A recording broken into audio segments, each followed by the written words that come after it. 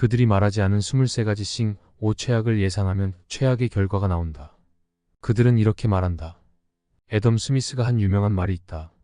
우리가 저녁 식사를 제대로 할 수 있는 것은 정육점, 양조장, 빵집 주인들이 관대해서가 아니라 그들이 이익을 추구하는 사람들이기 때문이다. 시장은 오직 자기 자신 아니면 기껏해야 자기 가족만을 생각하는 이기적인 사람들의 에너지를 완벽하게 아울러서 사회적 조화를 만들어내는 기능을 한다. 공산주의가 실패한 것은 이런 인간의 본성을 부정하고 모든 사람이 이타적 내지는 자기희생적으로 행동한다는 전제하에 경제체제를 운영했기 때문이다.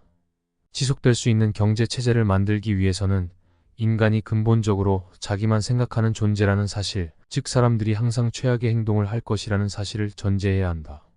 이런 말은 하지 않는다. 이기심은 대부분의 인간이 지닌 가장 강력한 본성 중의 하나이지만 유일한 본성도 아니고 많은 경우 인간 행동의 가장 중요한 동기도 아니다.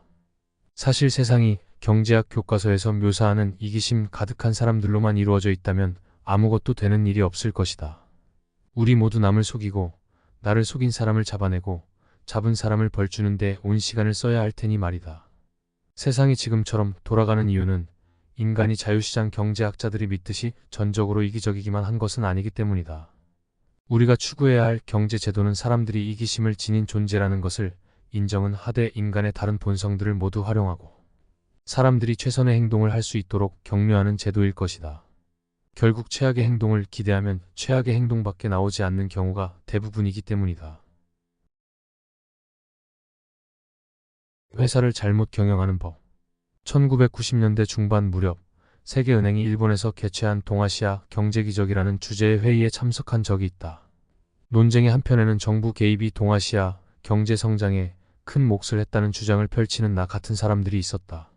정부가 시장의 물결을 거스르면서 자동차, 전자 등의 산업을 보호하고 보조를 해준 것이 유효했다는 주장이었다. 반면 다른 쪽에는 정부 개입은 경제 성장과 전혀 관계가 없거나 심한 경우 특보다 실이 많은 정책이었다고 주장하는 세계은행을 지지하는 사람들이 있었다. 이들은 또 서로 이 지역의 경제가 정부 개입의 덕을 본 것이 사실이라 하더라도 동아시아 국가들이 사용한 정책을 다른 나라들에게도 추천할 수는 없다는 점이 더 중요하다고 주장했다.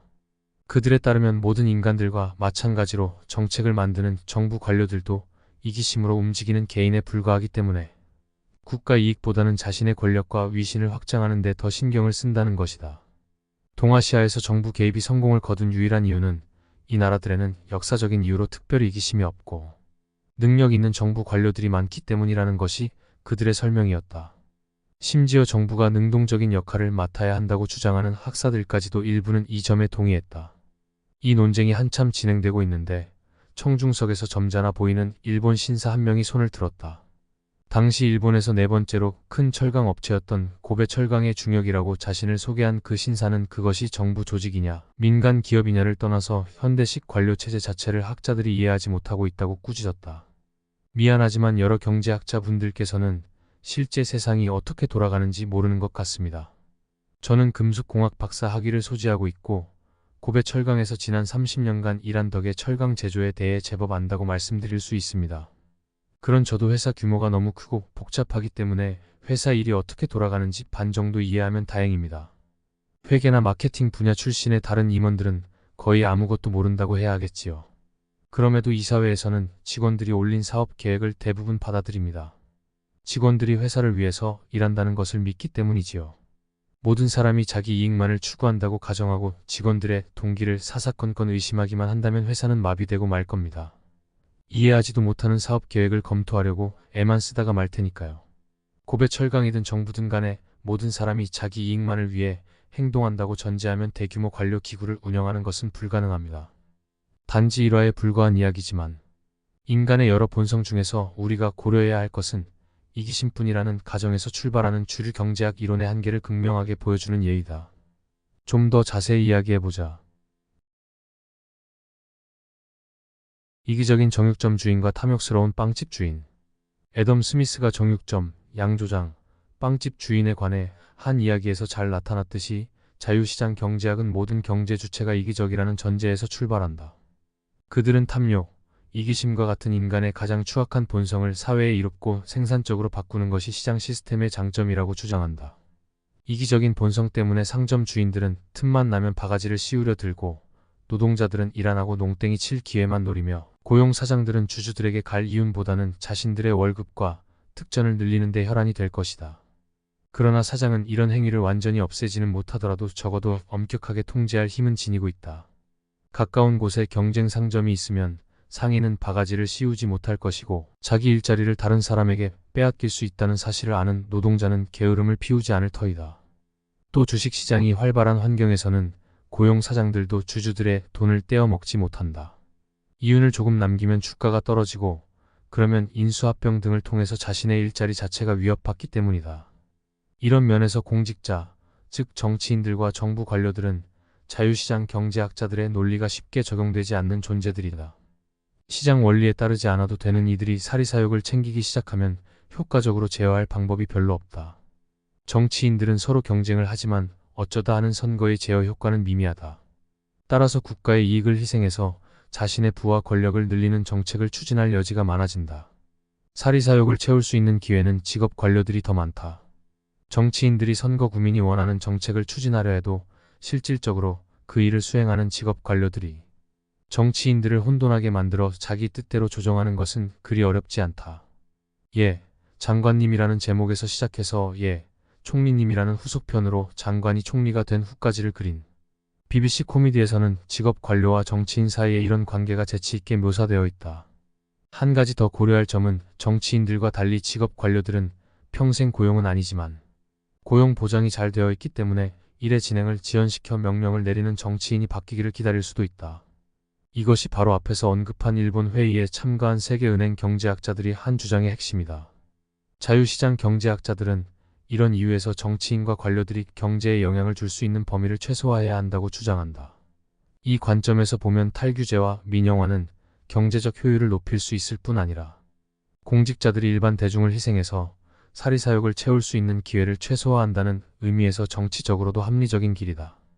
이른바 신공공관리학파 뉴퍼블릭 매너지먼트 스쿨은 여기에 한술 더 떠서 정부의 운영 자체까지 시장의 힘에 맡겨야 한다고 주장하기도 한다. 공공 서비스를 더 많이 외주로 돌리고 공공 분야와 민간 분야 간의 인적 교류를 확대해야 한다는 것이다. 우리가 천사는 아니지만 모든 인간이 자기 이익만을 취한다는 전제를 논리의 기초로 삼고 있는 자유시장 경제학에서 하는 이야기는 우리가 실제로 경험한 일들과도 많이 겹친다. 봉지 제일 밑에 썩은 사과를 끼워 넣는 양심 없는 과일 가게 주인이 되었든 제품의 효능을 과대 광고하는 요구르트 제조사가 되었든 상인들에게 소각 보지 않은 사람은 거의 아무도 없다. 부패한 정치인과 복지부동의 공무원 이야기로 귀에 못이 박힐 지경이니 공직자들이 국민만을 위해 일한다는 말을 믿을 사람도 거의 없다. 나를 포함해서 사람들은 대부분 일을 하다 농땡이 친 적이 있고 부하 직원이나 비서들이 일을 열심히 하지 않아 화가 난 경험을 한 사람도 많을 것이다. 게다가 지휘의 잭 웰치나 GM의 릭 웨고너 같이 주주 자본주의의 선봉장인 사람들까지도 주주들에게 최대의 이윤을 돌려주기 위해 최선을 다한 것이 아니었다는 소식이 최근 대중매체를 통해 간간히 들려온다. 모두 맞는 말이다. 그러나 경제활동을 하는데 이기심만이 유일한 동기가 아니라는 것을 체계적으로 보여주는 증거도 수없이 많다. 물론 이기심이 가장 중요한 동기일지는 모르나 유일한 동기라 할 수는 없다. 정직성, 자존심, 이타심, 사랑, 연민, 신앙심, 의무감, 의리, 충성심, 공중도덕, 애국심 등은 모두 우리의 행동을 결정짓는 중요한 요소들이다. 고베 철강의 예에서도 볼 수 있듯이 성공적인 기업들은 의심과 이기심보다는 신뢰와 충성심을 바탕으로 돌아간다. 이것이 일개미의 나라 일본에서만 볼 수 있는 특이한 예라고 생각한다면 서구에서 출판된 경영 지침서 혹은 성공한 기업가의 자서전 아무거나 한 권만 들춰보라. 성공적인 경영자가 되기 위해서는 직원들이 농땡이를 부리고 속임수를 쓸 경우에 대비해 늘 의심의 눈초리를 거두지 말라고 충고하는 경영서가 한 권이라도 있는가? 아마 대부분의 책에서는 어떻게 하면 직원들과 공감대를 형성하고 그들이 사물을 보는 시각을 바꾸고 비전을 제시하고 팀워크를 다질 수 있는지에 관해 많은 지면을 할애하고 있을 것이다. 좋은 경영자는 사람이 오로지 자기의 이익만을 추구하는 편협한 시각의 로봇이 아님을 안다. 그는 또 사람마다 좋은 면과 나쁜 면이 있는데 좋은 경영의 비밀은 직원 개개인의 좋은 면을 최대한 살리고 나쁜 면을 바꿔나가는 데 있다는 것도 안다. 인간 행동 동기의 복잡성을 잘 보여주는 또 하나의 좋은 예는 규칙대로 일하기라는 합법적 파업 수단에서 찾아볼 수 있다. 이것은 노동자들이 일을 하는데 적용되는 규칙들을 모두 철저히 준수해서 작업에 드는 시간을 늘리는 투쟁 방법이다.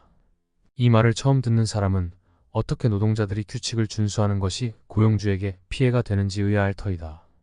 그러나 이탈리아식 파업 혹은 백색 스트라이크, 이탈리아 말로는 쇼페로 비앙코라고 부르기도 하는 이 방법은 생산량을 30에서 50%까지 떨어뜨린다.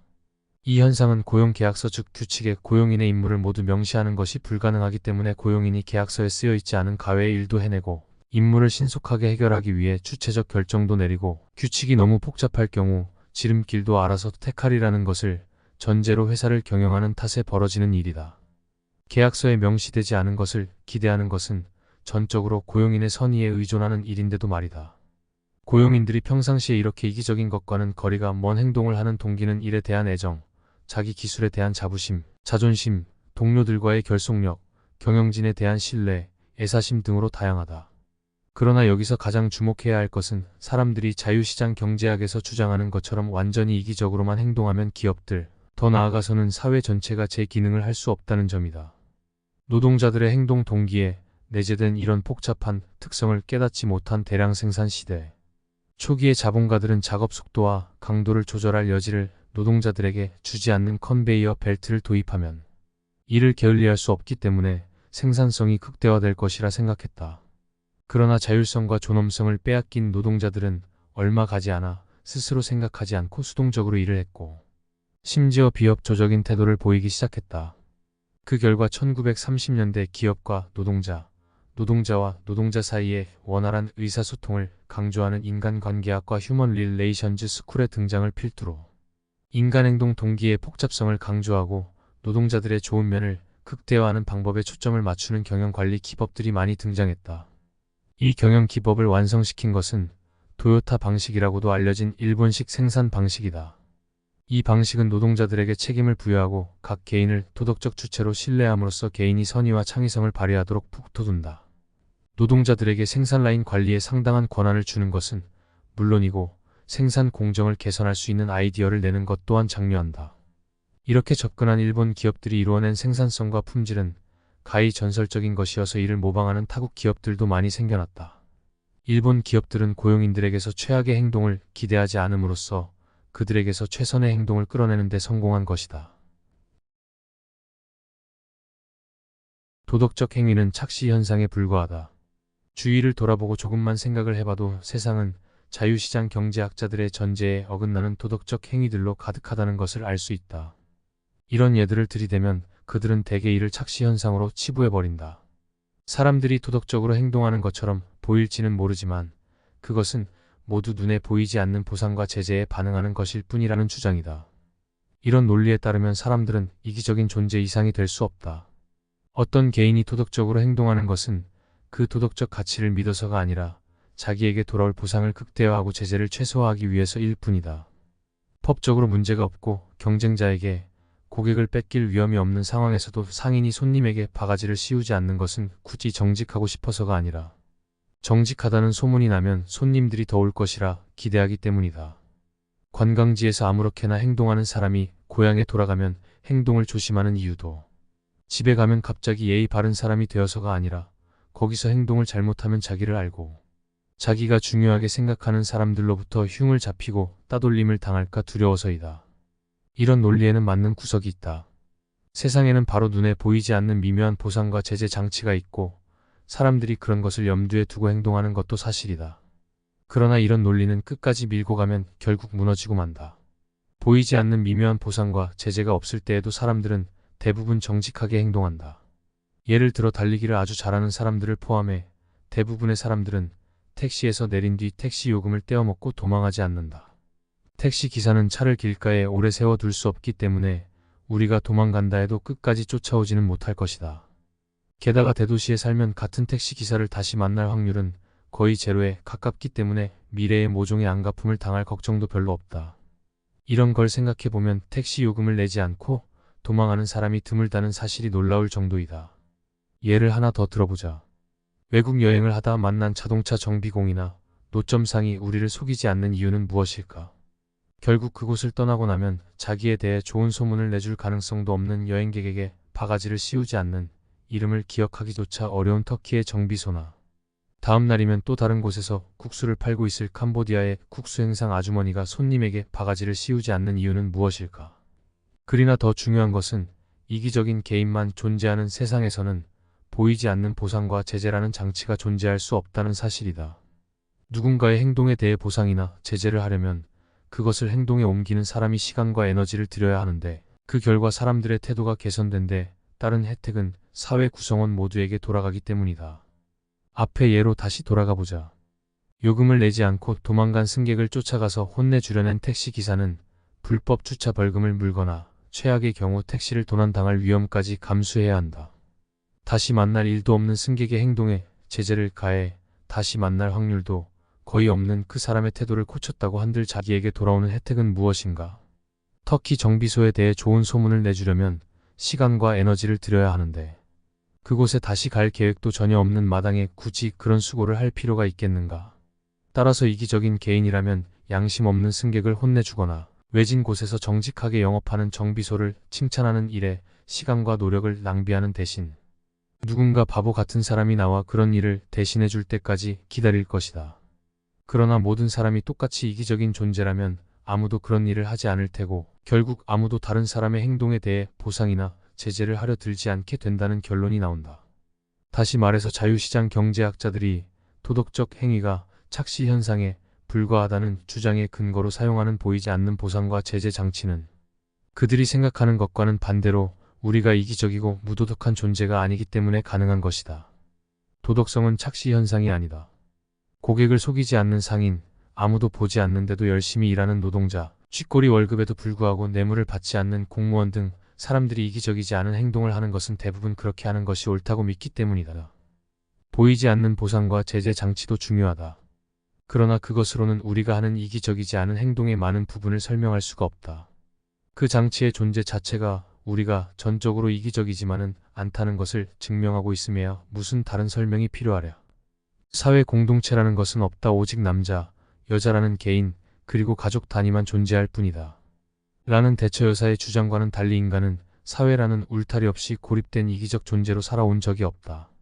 우리 모두는 도덕적 규범이 형성되어 있는 사회 안에서 태어나 그 규범들을 내 것으로 만드는 사회화 과정을 거치면서 성장한다. 이렇게 이야기한다고 해서 자기 이익을 추구하는 것이 가장 중요한 인간의 행동 동기 중에 하나라는 사실을 부정하는 것은 물론 아니다. 그러나 모든 사람이 늘 자기 이익만을 쫓는다면 상거래에 속임수가 만연하고 생산 라인이 너무 느려지는 등 세상은 제대로 돌아가지 못했을 것이다. 더 중요한 사실은 이런 전제를 기반으로 경제 구조를 설계하면 효율성이 높아지는 것이 아니라 도리어 더 떨어진다는 점이다. 그런 사회에 사는 사람들은 자신이 도덕적 주체로 신뢰받지 못한다고 느끼게 되고 결과적으로 도덕적 행동을 하려 들지 않을 것이다. 그렇게 되면 사람들을 감시, 판단, 제재하는데 엄청난 자원을 들여야 하는 상황이 벌어진다. 사람들이 최악의 행동을 할 것이라 예상하면 결국 최악의 행동을 하게 될 것이다. 지금까지 그들이 말하지 않은 23가지 싱, 5 최악을 예상하면 최악의 결과가 나온다 이었습니다.